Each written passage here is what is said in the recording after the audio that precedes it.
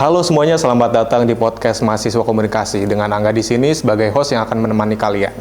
Nah, pada podcast kali ini teman-teman kita akan membahas isu politik yang terjadi belakangan ini, yaitu tentang demo mahasiswa menuntut tunjangan DPR. Nah, untuk pembahasan kali ini saya nggak sendiri nih teman-teman. Saya mengundang bintang tamu yang ahli di bidangnya, Pak Insan Ares.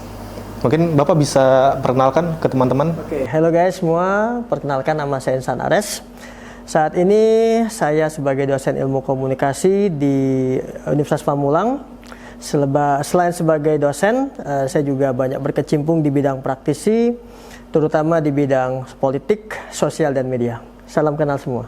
Oke, nah mungkin teman-teman bertanya-tanya nih, kenapa tema kali ini tuh politik, tapi kami mengundang dosen ilmu komunikasi. Nah, seperti yang Bapak Ares bilang tadi, sebenarnya demo ini sedikit menyinggung ke pembahasan ini, yaitu ilmu komunikasi politik. Nah, mungkin Pak Ares bisa menjelaskan apa itu ilmu komunikasi politik? Oke, terima kasih Saudara Angga.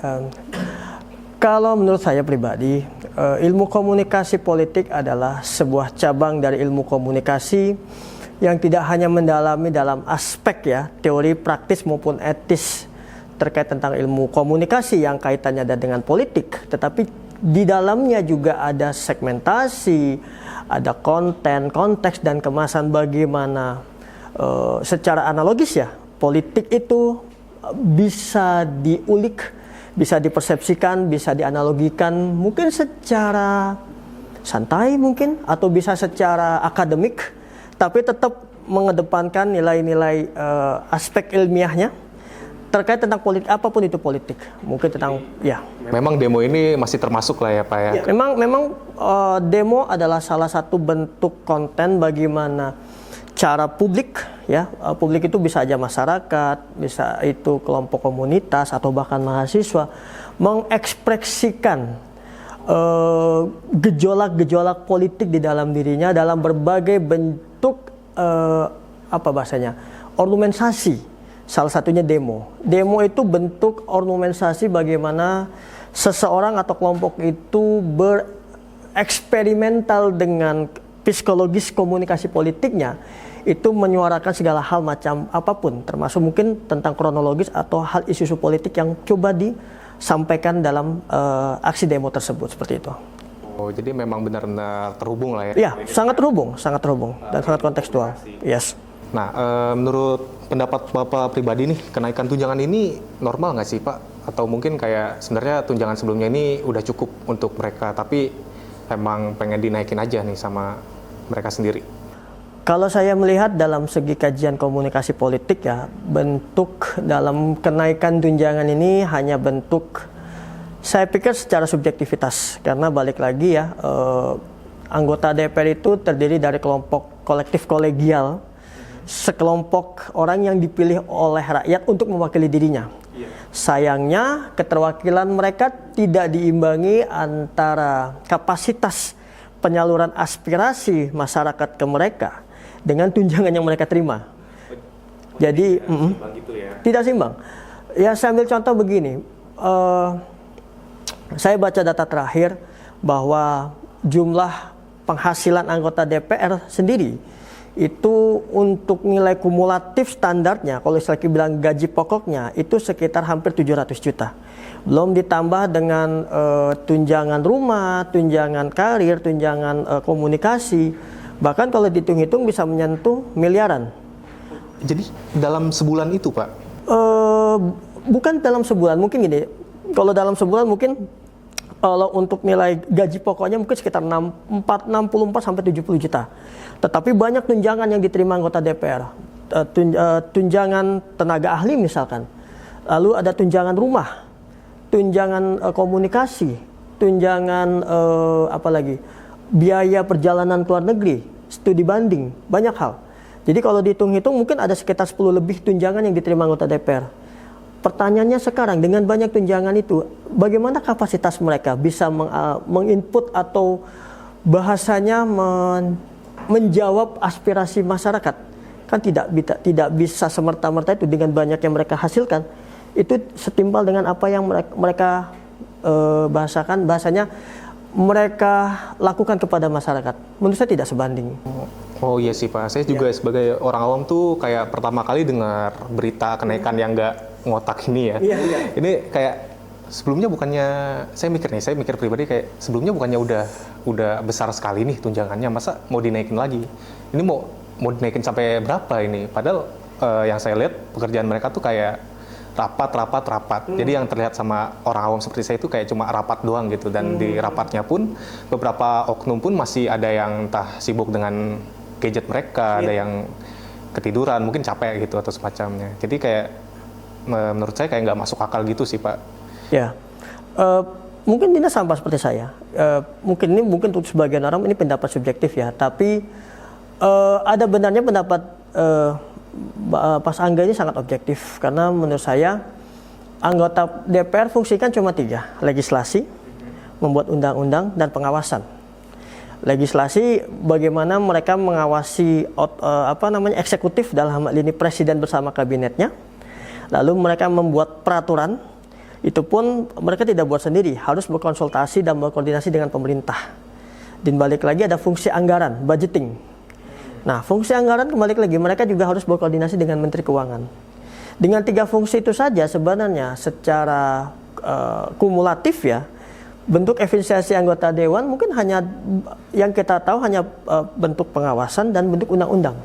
Tetapi untuk budgeting kita tahu sendiri kan, setiap tahun anggaran naik, setiap tahun banyak hal-hal yang mungkin menurut saya tidak logik, misalkan untuk biaya renovasi WC DPR butuh sekitar 500 juta sampai 800 juta misalkan. Iya sih, jadi kayak misalnya setiap tahun tuh kenaikan, tapi bukan rakyat yang merasakan, tapi perwakilan rakyat ini yang malah merasakan kenaikan. Rakyat merasakan, karena apa? Anggarannya dari rakyat. Mereka hanya menganggarkan berdasarkan kapasitas dan keinginan mereka, tetapi mereka tidak memikirkan dampak ke rakyat seperti apa. Bagaimana seorang tukang kayu, tukang becak misalkan, mereka mengais rezeki misalkan, mereka berbayar pajak rumahnya, pajak misalnya anak-anak sekolah. Mungkin kayak Mas Angga sendiri sebagai mahasiswa, ya kan? Juga mungkin juga sebagai bekerja juga di luar. Kita makan sehari-hari di restoran, apa saja itu ada pajak. Ada 11%. Iya, 11% itu juga salah satunya menghidupi mereka. Belum banyak jenis pajak lain. Di Indonesia termasuk negara dengan jumlah atau kuantitas pajak paling terbanyak di dunia. Bukan enggak sih, tapi kayak manfaatnya tuh kurang dirasakan mungkin ya. Ya, karena balik lagi ya, kapasitas pemerintah dalam hal pengelolaan pajak, hal itu mereka lebih senang, bahasa bukan lebih senang ya, mereka lebih banyak mengakomodir pajak itu demi kepentingan mereka. Mungkin salah satunya kita bisa tahu pembangunan IKN yang saat ini sudah menghabiskan hampir 700 triliun kalau tidak salah. Hampir 700 triliun, ditambah lagi sekarang mereka lebih mencari banyak investor dari luar negeri misalkan. Kabarnya memang cari investor dari luar negeri. Banyak juga program-program pemerintah yang tidak tepat guna, tidak tepat sasaran misalkan.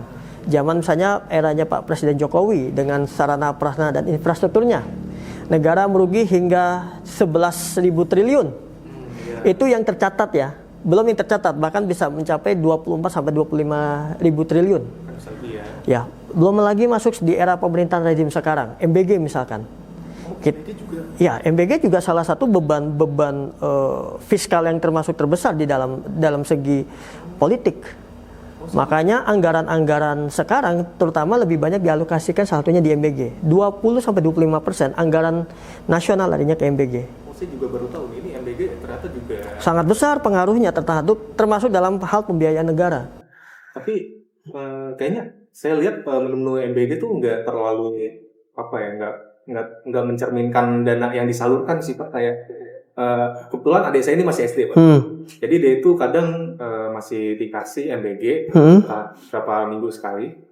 Pokoknya pernah sekali itu dalam 1 minggu dia itu cuma dikasih kayak roti, keju, kacang kalau nggak salah, itu buat 1 minggu tuh Pak, dibawa pulang. Jadi saya kayak ini beneran MBG kayak gini nih, ini bergizi nih. Jadi sebenarnya pemenuhan MBG itu bukan dari faktor bergizinya sebenarnya, faktor pemenuhan makan. Pemenuhan makan gratisnya sebenarnya. Kalau cakupan gizi Mungkin ya banyak pro dan kontra, bahkan para praktisi gizi menilai bahwa cakupan gizi masakan ibu di rumah tangga jauh lebih bergizi dibandingin MBG sendiri. Apalagi banyak kasus kan ada makanan yang mohon maaf basi, mohon maaf sampai beracun, keracunan, bahkan mohon maaf ada beberapa daerah juga mohon maaf yang berbelatung misalkan berasnya kurang baik, misalnya tahu tempenya juga kurang dimasak matang. Jadi masih pro dan kontra. Sebenarnya ini program hanya program project uji coba sebenarnya. Cuma bahasa kita itu sudah kadung menjadi program unggulan rezim Pak Prabowo dan Mas Gibran. Karena itu yang dimantapkan. Ya, itu yang menjadi program utama, program unggulan. Akhirnya program itulah yang berjalan sampai detik ini gitu loh.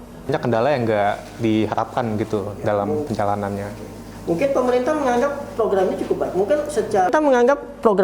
baik. Mungkin secara ideologi, idealisnya bagus.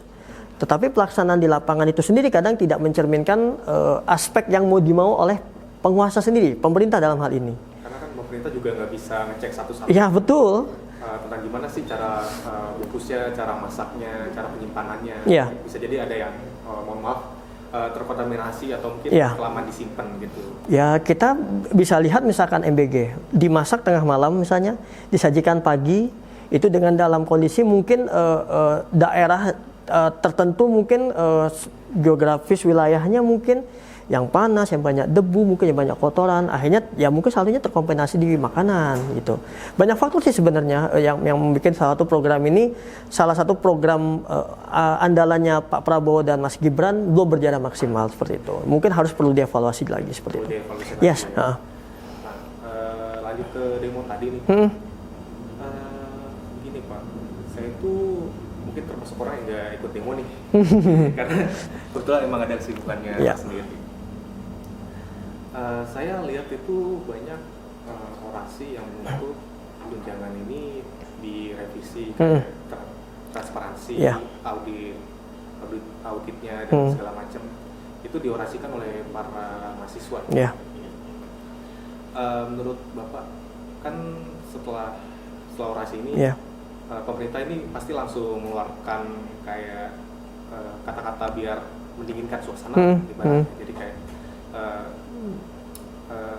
menjernihkan suasana ya. Tuntutan ini akan dikaji lagi, kayak mungkin akan direvisi selanjutnya. Nah, menurut Bapak keputusan itu udah paling bagus nggak sih Pak? Apa emang cuma pendingin suasana aja? Ya mungkin yang dilakukan pemerintah sekarang salah satunya mendinginkan suasana. Setidaknya kalau dalam segi kajian komunikasi politik, pemerintah harus punya kekuatan untuk menekan garis konflik yang ada di masyarakat. Salah satunya ya mungkin ya kata-kata yang sangat bijak yang harus dikeluarkan pemerintah ya tadi mengkaji, mengkondisikan atau bahkan coba menyesuaikan dengan kondisi lapangan yang ada. Ya balik lagi ya, pemerintah dengan sisi manusiawi mereka terkadang mereka punya program mungkin bahasa saya pribadi kurang diperhitungkan matang dengan aplikasi di lapangan. Jadi mungkin seakan-akan tergesa-gesa kan apa bahasanya ya, untuk menunjang kinerja anggota dewan seperti itu. Ya terkadang ya dengan sisi manusiawinya terkadang melakukan hal-hal yang menurut saya kealfaan seperti itu. Tapi apa yang saya lihat dengan misalnya Presiden Prabowo ya berbicara di depan pers, didampingi petinggi-petinggi negara yang meminta juga salah satunya DPR untuk mengkaji ulang. Menurut saya itu hal yang cukup arif dan bijaksana dilakukan oleh pemerintahan Pak Prabowo seperti itu. Karena mungkin selain mendinginkan suasana bisa menarik kepercayaan masyarakat kembali ya, tentang kebijakan yang dibuat.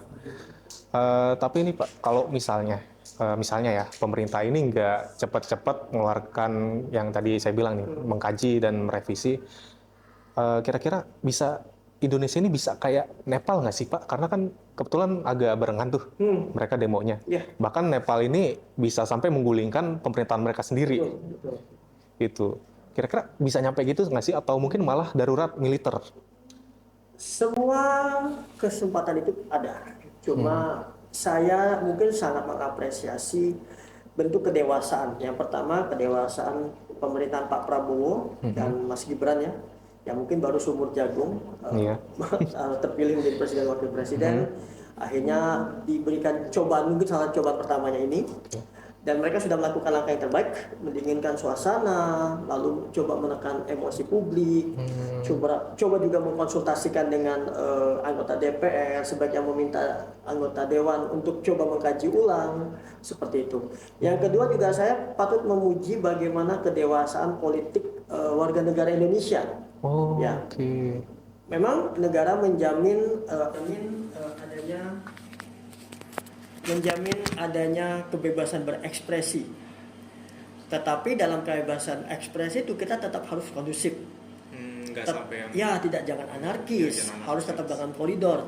Disampaikan secara konstitusional misalkan.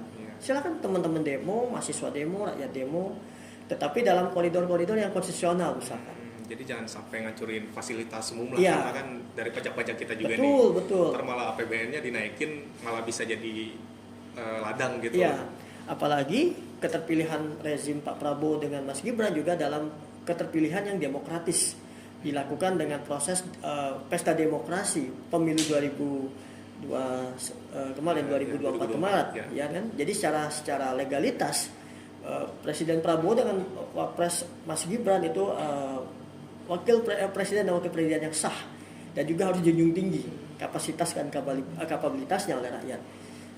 Balik lagi, setiap pemerintahan pasti ada nilai surplus, ada nilai minimus juga ya, terkait tentang tata kelola pemerintahannya gitu. Jadi nggak semuanya perfect lah ya, pasti ada tidak. Setiap rezim pasti ada kelebihan dan kekurangannya, seperti itu. Ya kita perlulah memberikan kesempatan kepada Pak Prabowo dan Mas Gibran coba menjalankan roda perjalanan pemerintahannya yang mungkin baru sumur jagung ya. Dilantik kemarin 2024 akhir, sekarang dalam perjalanan menuju 2025. Dengan segala macam cobaannya, ya rakyat perlu memberi kesempatan lah kepada beliau berdua untuk coba membuktikan kapasitas dan kapabilitasnya mungkin 225 juta rakyat Indonesia seperti itu. Oke, saya juga sebenarnya agak kagum juga sih untuk yang di beberapa tempat tuh ternyata masih benar-benar kondusif, nggak sampai yang menghancurkan segala macam. Karena saya lihat tuh beberapa kota kayak di Pekalongan dan mungkin kalau tidak salah ada di Jabar itu sudah mulai membakar gedung DPRD, bukan DPR pusat tapi DPRD. Nah itu menurut Bapak gimana tuh Pak? Kan kalau tadi kan Bapak bilang selama nggak anarkis itu boleh-boleh saja. Tapi kan balik lagi, ini kan kontekstualnya secara teoritis, tetapi secara praktik mungkin ada balik lagi apa bahasanya, bukan penyelewengan ya, seperti ada garis yang keluar dari garis itu melenceng. Kadang emosi publik juga nggak bisa dikontrol kan, karena mungkin sebelumnya jadi kayak demo ini tuh kayak amarah yang dipendam terus meledak gitu. Mungkin rakyat kecewa dengan kinerja anggota perwakilannya, apalagi kan banyak aspirasi juga publik belum bisa dijawab secara paripurna oleh anggota dewannya kan, apalagi dengan segala macam kekurangannya anggota dewan malah menuntut hal yang lebih istimewa, kenaikan tunjangan misalkan, ya tentulah rakyat akan marah. Ya seperti begini, saya sudah memberikan hak semua untuk Anda, tiba-tiba Anda meminta lebih. Dalam misalnya udah dikasih jantung masih bisa minta hati lagi gitu. Jadi kadang-kadang rakyat di situ proses mungkin kalau boleh dibilang bentuk anarkis itu proses jengkel sesaat, tetapi kan dengan pengerahan aparat keamanan, terus juga tokoh-tokoh masyarakat juga sudah coba mendamaikan suasana, itu insya Allah ya sudah turun juga temperatur panas politik seperti itu. Iya sih Pak, benar banget. Apalagi saya tuh paling media sosial saya tuh paling menuju ke Ferry Irwandi Pak. Jadi kayak seakan-akan tuh dia tuh yang ngepalain semua demo yang di Indonesia. Jadi kayak ketika Ferry Irwandi itu bilang semuanya di rumah karena takutnya jadi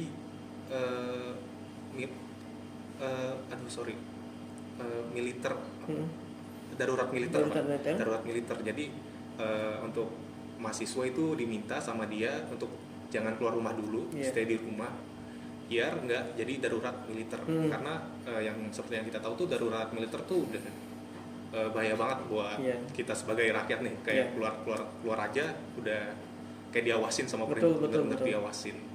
Nah jadi kayaknya Ferry Irwandi ini sangat berpengaruh nih untuk para mahasiswa. Kalau menurut Bapak sendiri gimana nih dengan munculnya sosok ini?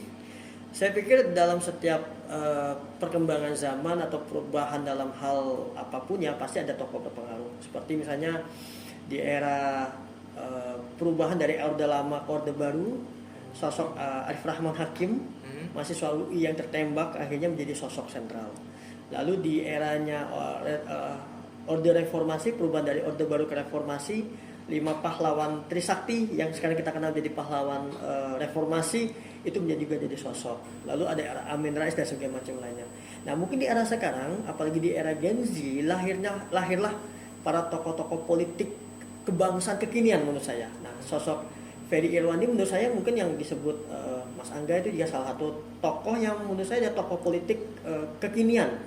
Yang menurut saya yang tidak hanya beliau cakap dan berpiawai tentang juga bagaimana mengkonsepkan konsep politik yang lebih matang dan lebih santun, tetapi dia juga bisa membawa suasana mungkin ke arah kondusivitas, coba bisa mengarahkan teman-teman mahasiswa, publik bahwa dengan demo secara anarkis kurang baik, apalagi tadi sudah dijelaskan Mas Angga juga kan, apalagi kalau sampai negara memberlakukan darurat militer mungkin jauh lebih bahaya dibandingin pandemik kita dulu.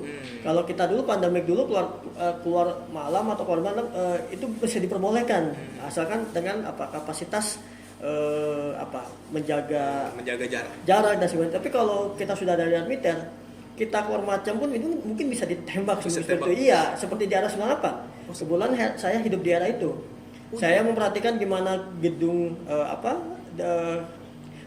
DPDI di Jalan Tuku Umar Jakarta Pusat diserang misalkan. Setelah itu ada darurat militer, orang tidak boleh keluar rumah. Kalaupun keluar rumah harus lapor misalnya ke Kodim. Itu sangat luar biasa yang mengganggu menurut saya. Jadi khawatirnya kalau memang kita sampai darurat militer, secara tidak langsung tidak hanya pergerakan ekonomi, tapi sosial, politik, ekonomi, budaya, hukum, bahkan kultural pun kita akan terganggu gitu. Jadi kayak terhenti lah. Akan terhenti. Sampai sekiranya sampai kapan ini akan sampai kondusif, sampai militer bilang sudah tidak bahaya lagi secara militer. Akhirnya mereka membuka blokade darurat militer itu. Baru kita bisa hidup seperti normal lagi. Memang cukup berbahaya sih. Satunya bisa mematikan roda perekonomian kita juga seperti itu. Oke, jadi saya makin bayang sih ini, karena kan yang saya tahu nih bahaya militer tuh bukan cuma sih, kayak kita tuh benar-benar nggak boleh keluar rumah, kita diawasi, kita segala macam, tapi ternyata sampai bawa senjata gitu ya. Mereka akan mensifkan para, zaman dulu ya, eranya Orde Baru mensifkan para sniper di gedung-gedung tinggi gitu. Makanya dulu ada istilahnya Petrus kan, penembak misterius. Jadi itu dari situ. Iya. Salah satunya misalnya mungkin zaman dulu ya bagaimana menanggulangi berandal misalkan itu satunya seperti itu. Dan itu cara itu coba mungkin mungkin coba di akomodir lagi tapi dengan lebih humanis seperti itu. Tapi kalau sebelumnya nih Pak, di demo kan juga saya ngelihat di media sosial tuh ada yang bawa tembakan, bahkan ada yang ditembak di kepalanya tuh, tapi bukan dengan peluru asli, tapi dengan peluru karet kalau nggak salah. Nah itu gimana tuh Pak? Apakah itu sudah cukup manusiawi untuk dilakukan sebelum darurat militer atau bagaimana? Sebenarnya pemberlakuan penggunaan senjata dengan peluru itu hanya boleh dilakukan pada saat darurat militer. Kalau negara, dalam hal ini presiden, belum mengeluarkan titah dan perintah darurat militer itu tidak boleh. Salah satunya adalah prosesnya pembinaan salah satunya bisa mungkin dengan salah satunya melarang jam malam mungkin. Tetapi kalau sudah menggunakan peluru tajam atau peluru karet itu menurut saya kapasitasnya sangat salah. Apalagi kan sekarang kepolisian itu harus menggunakan protap misalkan. Misalnya mereka menggunakan senjata harus tercatat senjatanya apa, berapa peluru yang digunakan. Dan itu harus dilaporkan. Iya, tidak hanya ke petinggi Polri, bahkan anggota DPR pun harus tahu pengguna senjata itu. Karena fungsi pengawasan termasuk salah satunya keuangan itu mencakup semua hal, termasuk penggunaan senjata, dari mana senjata itu didapat, terus pajak itu digunakan untuk apa, seperti itu. Jadi tidak semerta-merta pejabat publik, terutama di otoritas keamanan negara itu bisa seenaknya, karena balik lagi yang mempunyai hak sebenarnya untuk penggunaan dari keuangan negara terutama dari pajak rakyat adalah rakyat sendiri. Rakyat harus tahu sebenarnya seperti itu. Karena dari rakyat untuk rakyat bukan. Itu makna demokrasi sebenarnya seperti itu. Oke, berarti untuk penggunaan senjata api ini dengan peluru karet ini berlebihan lah ya, karena belum masuk ke darurat militer. Kecuali presiden sudah memproklamarkan atau sudah mentitahkan negara dalam darurat militer, baru mungkin bisa dilakukan langkah itu. Oke, nah menurut Bapak nih, ini kan demo udah pasti ada dampaknya dong. Nah, dampak panjangnya itu apa sih Pak? Apa ini kayak cuma angin lewat aja gitu? Karena setelah demo nih, jujur saya ngelihat media sosial udah nggak ada lagi nih yang menyuarakan tuntutan dan apalagi 17+8 tuh udah nggak muncul lagi. Pertama mungkin ya, untuk dampak kita bisa lihat dampak demo ini dalam segi dampak pendek, menengah, dan panjang. Kalau dampak pendeknya pasti ya, terhenti semua kegiatan baik itu sosial, ekonomi, politik, bahkan hal macam ya, mungkin kegiatan aktivitas sehari-hari kan berhenti. Mungkin dalam kurun mingguan, bisa bulanan, ya bahkan bisa mengganggu juga roda perekonomian masyarakat. Untuk di tingkat sedangnya, pasti balik lagi, pemerintah akan coba mengkaji cara meningkatkan stabilitas nasional. Mungkin dengan semakin banyak demo, mungkin pemerintah bisa bertindak lebih tegas terhadap rakyatnya. Salah satunya mungkin bisa dalam hal bagaimana memposisikan peran pemerintah menjadi lebih kepada, tidak lagi kepembinaan, tetapi lebih kepada penindakan. Oh, jadi lebih tegas lah ya? Lebih tegas lagi. Dan dampak panjangnya apabila demo ini berlanjut, salah satunya tidak hanya mempengaruhi stabilitas nasional ya, tetapi ke depan itu kita akan disorot juga oleh dunia. Bagaimana stabilitas politik kita? Apalagi kan dunia salah satunya sangat appreciate Indonesia menjadi salah satu di negara di Asia Pasifik dengan tingkat pertumbuhan demokrasi yang cukup bagus. Bahkan kalau tidak salah dari data yang saya baca terakhir dari Polytrack politik yang berbasis di Swiss, itu tingkat kedewasaan politik bangsa Indonesia naik dari 0,78% sekarang menjadi 1,25%. Jadi secara sebenarnya kalau menurut mereka dari proses reformasi di 98 sampai saat ini 2025 itu proses kenaikan kedewasaan politik rakyat Indonesia cukup tinggi, dari 0,78 sekarang bisa sampai 1,2 sampai 1,3%. Dan itu standarnya 2-3%. Standarnya ya, standar normal kedewasaan politik. Berarti kita 75% lagi bakal deketin standar itu ya. Tetapi balik lagi, kedewasaan politik juga harus diikuti juga dengan kedewasaan konstitusi, kedewasaan legislasi, kedewasaan yudikatif, kedewasaan eksekutif negara. Bagaimana salah satunya bisa mengakomodir segala macam bentuk aspirasi publik. Jadi, tanpa harus adjustment, tanpa harus menghakimi bahkan sampai bahasanya membuat resah atau membuat susah rakyatnya sendiri, seperti itu. Itu sih yang terpenting. Itu yang terpenting. Iya, siap. Nih Pak, mungkin ini maaf ya teman-teman, ini agak keluar konteks demo. Mumpung Pak Ares ada di sini, saya mau menanyakan tentang hal yang terjadi pada saudara-saudara kita di Sumatera Barat. Banjir bandang yang sangat berdampak sekali untuk mereka. Nah, Pak Ares, ini kan untuk banjir itu kita masih abu-abu ya, siapa pelakunya, entah ini emang alami atau mungkin ada pihak lain. Nah, ini menurut Bapak ada pihak lain kah atau mungkin emang tumbang alami aja? Saya coba mengkorelasikan dalam berbagai faktor ya. Faktor pertama dari segi cuaca. Sepanjang bulan September sampai kalau tidak salah Januari atau awal Februari, Indonesia masuk dalam masa badai La Nina kalau tidak salah. La Nina itu badai yang membawa angin basah atau angin hujan tinggi. Jadi salah satunya badai La Nina itu banyak terjadi dari perairan Pasifik dari utara, dari Amerika, hembusannya sampai ke Indonesia, sampai ke daratan Australia. Ya, itu dimulai dari Filipina kemarin, kalau Mas Angga tahu ya, demo di badai di Filipina, bahkan ada tsunami kalau tidak salah. Itu salah satunya dari badai La Nina. Dengan curah hujan yang saya baca tadi dari BMKG berkisar kalau tidak salah ya, data terakhir yang saya baca itu jumlah kapasitas hujan yang turun di Indonesia itu meningkat dari 5 juta barrel kubik frekuensi air di langit itu sekarang bisa sampai 13 juta sampai 15 juta. Jadi 2 kali lipat curah hujannya. Ya kita tahu sendiri ya di Tangsel sendiri mungkin udah hampir 2 pekan ini tiap sore kita hujan terus ya. Hujan terus dengan badai, dengan angin, dengan petir yang sangat luar biasa. Itu yang pertama. Lalu yang kedua, saya juga menyikapi bagaimana kasus pembalakan hutan di Indonesia bukan liar lagi, sudah ugal-ugalan malah. Nggak ada kayak ya, sudah aturan gitu ya. Ya. Bahkan saya juga membawakan materi ini di kelas saya, ada komunikasi lingkungan dan komunikasi dan globalisasi. Itu jumlah Indonesia ini itu 40% adalah paru-paru dunia. Hutan tropis di Indonesia, Sumatera, Jawa, Kalimantan, Sulawesi sampai Papua. Itu 40% kalau tidak salah. Dan Mas Angga perlu tahu tinggal berapa? Tinggal 15% lagi.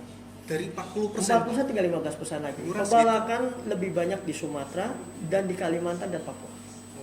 Jadi pembalakan hutan itu tidak hanya sawit ya, tetapi salah satunya tambang. Tambang, oh ya. Tambang, karena balik lagi kadang-kadang sumber daya tambang itu terletak di bawah tanah. Makanya bagaimana bisa diangkut itu satunya dengan dihabisi hutan itu. Entah itu dibakar atau dipotong atau bahkan pohon itu dicabut dari akarnya. Begitu. Yang ketiga adalah terlalu kapitalis dan liberalisnya. Indonesia terutama memberikan kesempatan hak eksplorasi tambang dan eksplorasi perambahan hutan dengan dalih misalkan membuka lahan sawit yang kita tahu ya, mungkin lahan sawit salah satunya selain membuat minyak goreng untuk masak ya, lalu juga suku cadang buat baterai, entah itu baterai di rumah tangga sampai baterai mobil. Jadi kalau sawit itu juga bisa buat baterai? Bisa, dari itu, dari sawit salah satunya. Dan terakhir biasanya digunakan untuk etanol. Oh ya. Etanol itu ya, mungkin Mas Angga tahu kebijakan etanol yang salah satunya Kementerian SDM itu lagi menggalakkan bahan bakar Pertalite dicampur etanol 10% itu salah satunya di situ. Salah satunya di situ ya. Karena nilai ekonominya, pasar ekonominya untuk cuan value, kalau bahasa saya cuan value-nya cukup tinggi. Negara bisa mendapat 15-20% keunggulan dari penjualan sawit. Tetapi balik lagi, dengan jumlah cuan value yang tinggi tidak diikuti dengan reboisasi dan rehabilitasi hutan. Jadi regulasinya tuh masih kurang lah buat ya, secara ekonomi mungkin bisa menutupi, tetapi untuk eksplorasi dengan ketahanan hutan itu tidak bisa. Makanya kan kasus yang kalian yang kita lihat belakangan ini, banjir bandang di Aceh, Sumatera Utara dan Sumatera Barat lahir karena itu. Pembalakan hutan yang sangat ugal-ugal menurut saya. Sudah nggak ada lagi norma bahasa saya, udah terlalu ekstrim. Jadi kayak kita nebang pohon udah nggak tinggal pohon tebang, tinggal taruh saja sudah ditinggal saja. Terlepas itu pohon kapan mau diangkut itu lain soal, yang penting sudah terpotong dulu. Dan lahan itu dijadikan lahan tidak hanya sawit, mungkin pemukiman warga juga salah satunya. Makanya dengan curah hujan yang tinggi tadi akhirnya membawa yang tadi saya bilang arus sungai tidak hanya membawa bahasanya arus sungai ya, tapi kadang-kadang pohon-pohon yang dipotong itu ditaruhnya di pinggir-pinggir sungai itu, makanya terbawa arus sampai ke perumahan warga. Apalagi sekarang sudah tidak ada lagi jalur khusus buat sungai kan, semuanya habis salah satunya. Jadi mereka tuh nggak naruh di tempat kayak khusus atau mungkin diangkut ya, mereka cuma kayak naruh di aliran sungai yang aktif. Banyak di aliran sungai atau titik-titik yang memang kenapa ditaruh sungai? Karena begitu dipotong ada kapal pengangkut. Jadi selain diangkat dengan truk, mereka diangkut dengan kapal. Tetapi balik lagi, harga BBM atau harga minyak untuk kapal itu jauh lebih tinggi dibandingkan mobil. Makanya mereka selalu kalau Mas Angga sering lihat beberapa FYP, banyak mobil-mobil berat itu mengangkat kayu-kayu di tengah malam. Oh iya. Jam 12, jam 1. Bukan kayu aja sih, Pak. Biasanya tambang juga sering banget. Karena mereka tidak mau bahasanya ketahuan. Okay. Itu. Apalagi ya mungkin ini bukan lagi rahasia umum ya. Banyak backingan juga yang bermain di situ gitu. Banyak sekali mafia lah. Makanya yang bikin akhirnya banjir bandang ini sangat kompleksitas ya. Bahkan sampai sekarang ini mungkin publik bertanya-tanya, kenapa Pak Presiden tidak dijadikan isu kasus ini menjadi bencana nasional. Rupanya ada udang di balik batu di belakang itu. Saya juga ingin menanyakan hal itu. Kenapa sih Pak Presiden ini udah turun ke lapangan, udah lihat Sumatera Barat nih kayak gimana dampaknya. apa masih ditahan aja gitu? Sebenarnya banyak faktor juga sih Dina, banyak faktor juga Mas Angga. Ya mungkin satunya saya juga melihat misalnya di pemberitaan bocor alus. Di bocor alus itu melihat bahwa ada 3 faktor yang kenapa akhirnya pemerintah mungkin sampai saat ini ya belum ada niat atau nawaitu untuk membuka menjadi bencana nasional. Kalaupun itu dilakukan akan berlangsung 3 hal. Yang pertama, bantuan dari luar negeri pasti akan datang ke Indonesia. Oh, jadi nggak cuma dari pemerintah sendiri Ya, tapi akan membuka donatur donasi dari luar negeri. Tetapi sini bukan hanya donasi juga, pasti nanti ada tim yang memeriksa, mengecek. oh jadi mereka nggak cuma ngasih kayak mungkin bantuan makanan Iya. segala macam, Iya. tapi juga bantuan orang-orang nih buat Ya, ngecek. salah satunya memeriksa kenapa terjadi banjir. Oh juga ngirim Ya, itu. pasti akan diinvestigasi. Apalagi para praktisi hak asasi manusia dan praktisi lingkungan akan turun mengecek. Ya, ya, ya. Mungkin ya Mas Angga sudah tahu ya, ada kasus gelondongan di salah satu wilayah di Indonesia yang ada cap stempel. Ya itu juga saya baru tadi tahu nih, ternyata ada yang dipakai Ya. stempel itu. Berarti secara tidak langsung Secara- negara memberikan azas legalitas terhadap penambangan pembalakan liar itu. Lalu setelah yang kedua, setelah misalnya bantuan itu masuk, pasti secara tidak langsung badan-badan dunia, baik itu PBB misalkan NATO misalnya, itu bisa datang ke Indonesia saat ini menginvestigasi kenapa terjadi ini. Jadi- Pasti nanti akan terbuka siapa tabir yang menjadi bahasanya tanda kutip biang kerok seperti ini. Jadi kayak mungkin ini intrusive talk aja ya Iya. teman-teman ya. Mungkin ada oknum yang mungkin takut kalau Ya, ada ada orang- pemain iya, backing di belakang ada- situ. Yang ketiga, kalau memang ini terjadi secara tidak langsung, dana nasional yang terakumulasi di Danantara itu akan digunakan untuk pemberian dana untuk korban. Apalagi saat ini posisinya Pak Prabowo dengan Mas Gibran dalam posisi sedang menabung, masih sedang balik modal. Kalau dulu kan kita masih defisit ya. Sekarang dengan kebijakan Menkeu Pak Purbaya, itu negara sekarang sudah bisa sedikit demi sedikit menabung. Oke. Bahkan kalau tidak salah tabungan terakhir negara itu sudah mencapai 18 sampai 19 triliun dalam berbagai sektor ya, ada yang dipangkas, ada yang ditutup gitu seperti itu. Nah, kalau memang itu diberlakukan mau tidak mau uang kas negara akan kosong lagi. Dan pemerintah akan kelimpungan dari mana lagi mencari seperti itu. Karena butuh waktu kan antara kas kosong dengan kas masuk kan. Sama mungkin seperti di rumah tangga kan. Kita mungkin lebih banyak ngeluarin duit dibandingin pemasukannya gitu. Itu mungkin salah satunya karena yang saya ambil dari hasil investigasi dari bocor alus tempo.co seperti itu. Jadi benar-benar mempengaruhi lah ya ke Sangat mempengaruhi. tabungan negara ini. Ya, tapi alhamdulillahnya yang saya sangat apresiasi adalah kebersamaan rakyat Indonesia. Nah, ya, jadi Untuk memberikan donasi, membuka iuran sumbangan, bahkan dengan beberapa tokoh masyarakat ya seperti Ferry Irwandi, Komika Pras, lalu siapa lagi, Atta Halilintar, itu bisa menjaring yang mendorong, animo ya. donasi sampai miliaran rupiah. Bahkan seorang Ferry Irwandi itu bisa sampai 10,1 sampai 10 miliar. 10 miliar. 10 miliar lebih, hampir 11 miliar. Bahkan Itu terakomodir ke 3 wilayah langsung. Sampai ke Aceh Singli, sampai ke Tamiang, sampai ke Sumatera Utara, sampai ke Padang. Dan itu terakomodir merata seperti itu. Itulah mungkin kehebatan bangsa Indonesia. Kebersamaannya itu yang patut diapresiasi seperti itu. Jadi gimana ya? Jadi malah rakyat yang mengurusi rakyat, bukan pemerintah yang seharusnya seenggaknya lebih banyak membantu daripada rakyat ini sendiri ya saling. Mungkin dalam segi kajian politik saya mungkin juga bukan arti kata saya membela pemerintah juga. Oke. Karena banyak juga mungkin konsentrasi pemerintah juga yang mungkin dialokasikan mungkin tidak semerta-merta hanya di korban juga mungkin seperti itu. Ya, saya tidak tahu itu apakah balik lagi ke kedewasaan orang Indonesianya atau mungkin juga pemerintah harus meningkatkan kepeduliannya. Tetapi kalau yang saya lihat adalah yang saya lihat ya introspeksi untuk kita sendiri inilah mungkin teguran Tuhan untuk kita. Mungkin tidak hanya untuk ke pemerintah tapi juga untuk rakyatnya, bahwa kebersamaan itu diperlukan tidak saat kita tadi yang mungkin Mas Angga bilang saat kita mungkin kontok-kontokan begitu dana pemerintah misalnya tunjangan DPR, tapi di saat susah ini juga kita harus bersama-sama seperti itu. Jadi susah senang lah ya. Iya, seperti itu. Tetap rangkul. Positif sesama thinkingnya rakyat. seperti itu, iya. Oke. Oke, saya mengambil posisi kesimpulannya seperti itu, konklusinya seperti itu. Oke, baik, ini udah lebih dari waktu yang ditentukan ya. Ternyata saya dari awal tuh kayak kaku banget, bahkan tadi mungkin teman-teman nggak tahu nih kita udah ngetek berapa kali nih sebelumnya nih. Jadi ternyata cuma saya nih yang ngaku. Bapak Aresnya asik banget ternyata diajak ngomong, sayanya aja yang kaku. Makanya aku setirnya agak canggung. Oke, no problem.